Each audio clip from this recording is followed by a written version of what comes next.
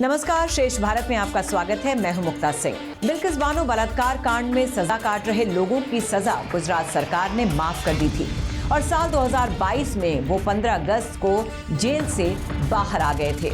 जब इस बात की खबर बिल्किस बानो को लगी तो वो इसके खिलाफ सुप्रीम कोर्ट पहुंच गई। गोधरा जेल से छूटे 11 लोगों ने सुप्रीम कोर्ट में सजा माफी की अर्जी लगाई थी। सबसे पहले राधेश्याम शाह ने सुप्रीम कोर्ट में सजा माफी की अर्जी लगाई थी, जिसके बाद सुप्रीम कोर्ट ने गुजरात सरकार को इस मामले पर गौर करने के लिए लिखा था। इसके बाद बाकी बचे 10 लोगों ने भी सुप्रीम कोर्ट में अर्जी लगाकर सजा माफी की अपील की थी। सुप्रीम कोर्ट ने इस मामले में राधेश्याम शाह को राहत दी थी, तो उसी बिना पर बाकी लोगों की सजा का मामला भी सुप्रीम कोर्ट ने राज्य सरकार के पास भेज दिया। गुजरात सरकार ने कमेटी बनाकर फैसला लिया कि इन लोगों की सजा माफ कर दी जाए। बिल्किस बानो की अर्जी पर सुनवाई करते हुए सुप्रीम कोर्ट ने सभी 11 दोषियों को 2 हफ्ते में जेल अधिकारियों को रिपोर्ट करने का आदेश जारी किया है। यानी 2 हफ्ते के अंदर इन दोषियों को सरेंडर करना पड़ेगा और अपनी सजा काटनी होगी। सुप्रीम कोर्ट ने अपने फैसले में यह भी कहा है कि गुजरात सरकार के पास इन दोषियों की सजा माफ करने का अधिकार नहीं है, क्योंकि इस मामले की सुनवाई महाराष्ट्र में हुई है और वहीं की अदालत ने फैसला सुनाया है। लिहाजा महाराष्ट्र सरकार के पास ही इन दोषियों की सजा माफ करने का अधिकार है। तो कुल मिलाकर सुप्रीम कोर्ट ने बिल्किस बानो केस में दोषी पाए गए 11 लोगों के लिए राहत का रास्ता जरूर खोल दिया है। महाराष्ट्र में भी बीजेपी की सरकार है और अगर ये दोषी एक बार फिर सुप्रीम कोर्ट जाकर सजा माफी की अपील करते हैं और मामला महाराष्ट्र सरकार को भेजा जाता है तो सजा माफ होने की काफी संभावना है।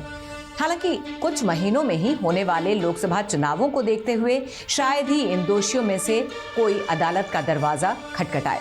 हाँ, ये बात जरूर तय है कि लोकसभा चुनाव के बाद ये सभी दोषी दोबारा कोर्ट का दरवाजा खटखटाएं और इन्हें राज्य सरकार राहत दे दे। फिलहाल तो इस मामले को लेकर जमकर राजनीति हो रही है। कांग्रेस और दूसरी पार्टियां बीजेपी को विलन साबित करने में लगी हैं, तो दूसरी ओर बीजेपी ने इस पूरे मामले पर चुप्पी साधी हुई है।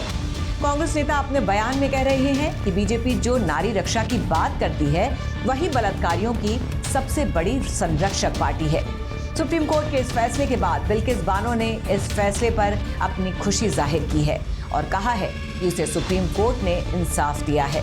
लोकसभा चुनाव से पहले आए इस फैसले का असर बीजेपी पर कितना पड़ेगा, इसके जवाब में जानकार मानते हैं कि इस फैसले का असर बीजेपी पर नहीं पड़ेगा। उसकी एक वजह तो ये है कि ये मामला गुजरात का था और पीड़ित और दोषी दोनों वहीं के रहने वाले हैं। गुजरात बीजेपी इस पर कोई अपनी प्रतिक्रिया नहीं दे रही है, वहीं कांग्रेस इस पर बयान तो दे रही है, लेकिन जिस तरह का बवाल करना चाहिए था वो नहीं कर रही है। कांग्रेस को डर है कि अगर वो इस मुद्दे पर ज्यादा शोर करेगी तो बीजेपी कांग्रेस को हिंदुत्व विरोधी पार्टी के रंग में रंगना शुरू कर देगी, जो कांग्रेस पर भारी पड़ सकता है। वैसे भी गुजरात में कांग्रेस की हालत पतली है। याद रहे कि 182 सीटों की विधानसभा में साल 2017 के चुनावों में बीजेपी को 99 और कांग्रेस को 77 सीटें मिली थी, लेकिन 2022 में हुए विधानसभा में जहां कांग्रेस 17 सीटों पर सिमट गई, वहीं बीजेपी 156 सीटें जीतने में कामयाब रही। गुजरात में आम आदमी पार्टी को 13% वोट मिले थे और वो कांग्रेस का विकल्प बनकर उभर रही है। हालांकि जानकार मानते हैं कि नुकसान पहुंचाने के लिहाज से आप पार्टी अभी गुजरात में बहुत छोटी है।